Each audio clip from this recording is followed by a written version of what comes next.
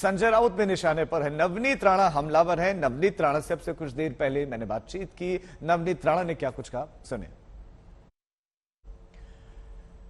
तो महाराष्ट्र में ईडी की कार्रवाई देखने को मिल रही है। संजय राउत के आवास पर ईडी की टीम पहुंची हुई है और पिछले कई घंटों से वहां पर यह पूछताछ का सिलसिला जारी है। वो अपनी जांच आगे बढ़ा रहे, लेकिन इसी पर बातचीत करने के लिए हमारे साथ निर्दलीय सांसद नवनीत राणा जुड़ गए हैं। अमरावती से सांसद हैं। नवनीत जी, स्वागत है आपका। और पहला सवाल यही कि आप ऐसा क्यों कह रहे हैं कि जेल जाना होगा संजय राउत को, जबकि वो कह रहे हैं कि झूठे सबूत, झूठी कार्रवाई। मुझे लगता है चोर ये बता सकता है कि झूठी कार्रवाई है कि सच्ची कार्रवाई है। जिस तरीके से इतने दिनों से ईडी लगातार उन्हें नोटिस दे रही है, तो ये ईडी का जवाब देने के लिए ईडी ऑफिस में, कार्यालय में क्यों हाजिर नहीं हुए?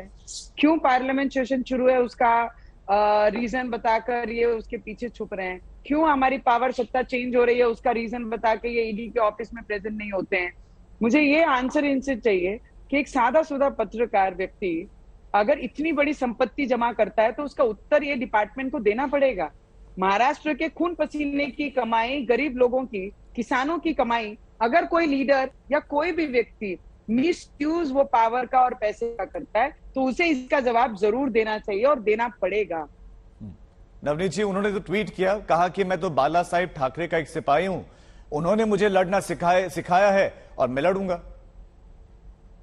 हम भी महाराष्ट्र में ही जन्म हुआ है हमारा भी, और हम भी छत्रपति शिवाजी महाराज के विचारधाराओं को लेके आगे बढ़ाने वाली एक युवक मनु करके मैं आपको बता सकती हूँ कि हम भी उसी विषयों पे चलते हैं। हमारे छत्रपति जी यही सिखाते थे, जो अन्याय करता है, जो भ्रष्टाचार करता है, उसके विरोध में लड़ना चाहिए। और ये डिपार्टमेंट जो काम कर रही है, ये बहुत पहले ही इनको अरेस्ट कर लेना चाहिए था, क्योंकि पत्राचार का प्रकरण हो या अलीबाग का प्रकरण हो या एक सादा सुधा एडिटर जो न्यूज रिपोर्टर करके काम करता था पत्रकारी में, उनके पास इतनी अवैध संपत्ति कहां से आती है? अगर ईडी डिपार्टमेंट उनसे इंक्वायरी करती है, उन्होंने बताना चाहिए कौन सा चमत्कार हुआ है उनके साथ कि सडन ऑफ इतने बड़े। आज न्यूज जो लोग इस डिपार्टमेंट में या पत्रकारी के क्षेत्र में काम करते हैं सर, उनके 2 वक्त में अच्छा खाना और उनके बच्चों को अच्छा स्कूल पढ़ाना बहुत मुश्किल होता है। हमारे अमरावती से एक पत्रकार ने कुछ महीने पहले, 2 महीने पहले, उन्होंने सुसाइड किया बिकॉज फाइनेंशियली क्राइसिस के रहते वो अपने घर को नहीं चला पाए। और ऐसे पत्रकार भी हैं जिनके पास अवैध संपत्तियों का, पैसों का और संपत्ति का भंडार उनके पास है, तो इनको आंसर जवाब तो पूछेंगे। संविधान सबसे बड़ा हमारे देश में, ना कि कोई पॉलिटिकल लीडर और कोई बिजनेसमैन, इसके सामने नहीं है। संविधान और नियम कायदे से हमारा देश चलता है, और इसको अगर वो गुनहगार हैं, अगर वो करप्टेड हैं, तो उन्हें जेल के पीछे भी जाना पड़ेगा, क्योंकि मेरे महाराष्ट्र के गरीब लोगों के पैसे अगर कोई मिसयूज करता है तो उसके विरोध में हम खड़े रहेंगे। उन्होंने कहा कि मैं कसम खाता हूं बाला साहेब ठाकरे की, उन्होंने ट्वीट किया और साथ साथ लिखा कि मेरा इस घोटाले से कोई लेना देना नहीं है।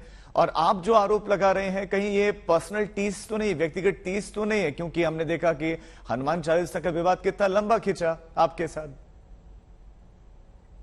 मैं वही कह रही हूँ सर, जब मैंने हनुमान चालीसा पढ़ूंगी सिर्फ ये अनाउंस किया था, तो मेरे घर तक गुंडे भेजे इन्होंने, उद्धव ठाकरे जी ने और संजय राउत जी ने।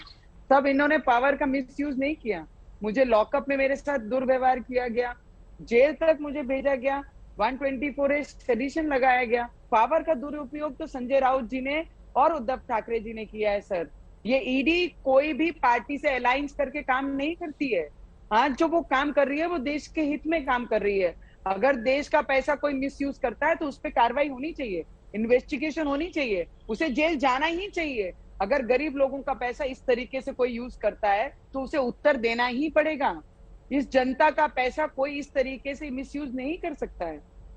लेकिन और 2 दिन पहले अगर आपने देखा कि एक जी बदतमीजी से और इतनी गाली गलौज से अगर वो पेश आ रहे हैं, और मुझे खुलेआम प्रेस कॉन्फ्रेंस में भी कहा गया था कि 20 फुट खड्डे में गाड़ देंगे। इस तरीके की गुंडेशाही, misuse of power Maharashtra में इन्होंने चलाया।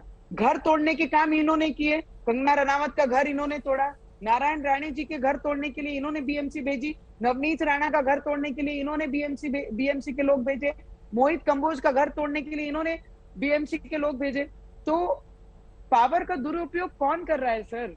पावर का दुरुपयोग ये कर रहे हैं और ईडी डिपार्टमेंट उनके राइट्स का करेक्ट नवनीत उपयोग राणा जी। करके देश के हित में काम कर रही है। बहुत शुक्रिया आपका आज तक के साथ जुड़ने के लिए, तमाम सवालों के Thank you, जवाब देने राजेश के जी। लिए।